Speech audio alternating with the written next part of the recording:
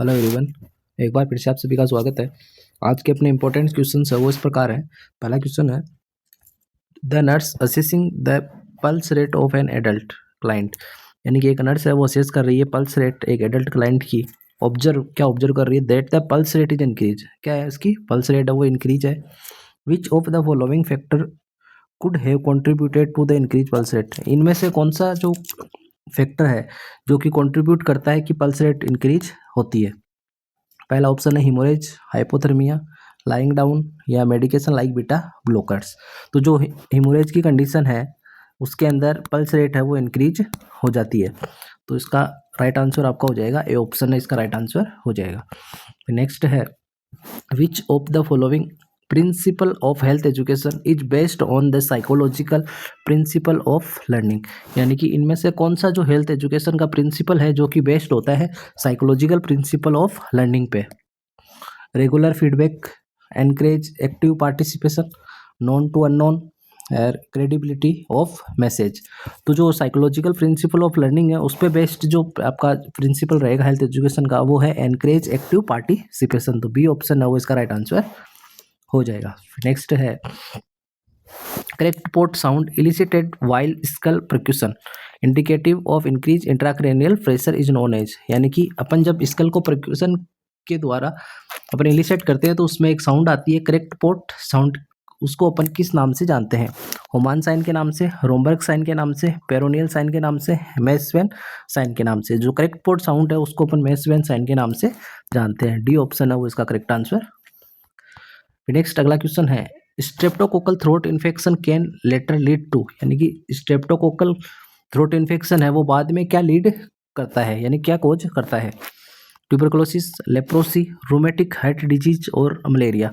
तो जो स्ट्रेप्टोकोकल का जो थ्रोट इन्फेक्शन है वो लेटरली क्या कोज करता है? Rheumatic heart disease. तो सी ऑप्शन है वो इसका राइट आंसर हो जाएगा। नेक्स्ट है, एलिवेटेड लेवल ऑफ एंटी स्ट्रिप्टोलाइसिन ओ आर्सिनिन, यानी कि जो एसएलओ टाइटर है एंटी स्ट्रेप्टोलाइसिन ओ, यानी कि एएसएलओ जो टाइटर है वो किस में इंक्रीज या दिखाई देता है?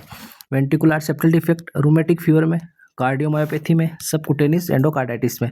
तो जो एंटी स्ट्रेप्टोलाइसिन जो ओ है फैक्टर है वो इलेवेटेड रहता है आपका रूमेटिक फीवर के अंदर। तो बी ऑप्शन है वो इसका राइट आंसर हो जाएगा। नेक्स्ट है, the metal which is commonly use for family planning is, यानी कि फैमिली प्लानिंग के अंदर कौन सा मेटल है वो कॉमनली यूज लिया जाता है? कॉपर, एल्यूमिनियम, आयरन और सिल्वर। तो फैमिली प्लानिंग के अंदर अपन कॉपर का यूज में लेते हैं। तो ये ऑप्शन है वो इसका राइट आंसर हो जाएगा। नेक्स्ट है, founder of red cross society, यानी कि रेड क्रॉस सोसाइटी है उसका फाउंडर कौन है? Henry Ford, Henry Dunant, Henry brown, Henry Clyde. तो जो हेनरी डुनेट है उसने ही क्या किया था? रेड क्रॉस सोसाइटी को उसको फाउंडर के नाम से जानते हैं। तो बी ऑप्शन है वो हेनरी डुनेट इसका राइट आंसर हो जाएगा। फिर है, infectious non sharp waste is collected in, यानी कि इन्फेक्शियस जो नॉन शार्प जो वेस्ट है उसको अपन किस में कलेक्ट करते हैं? येलो बैग में, रेड बैग में, ब्लैक बैग में या वाइट बीन में।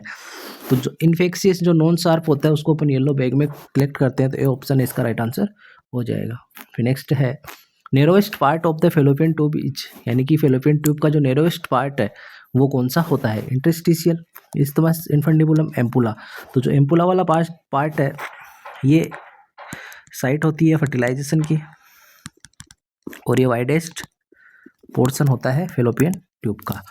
और इंटरस्टिशियल है वो होता है आपका नेरोएस्ट जो पार्ट है वो होता है इंटरस्टिशियल। तो ये ऑप्शन है वो इसका राइट आंसर हो जाएगा। फिर नेक्स्ट है, diagnostic test for pancreatitis is, यानी कि पेनक्रेटाइटिस के लिए डायग्नोस्टिक टेस्ट है वो क्या होता है? Serum amylase, lipase, ultrasound, all of them.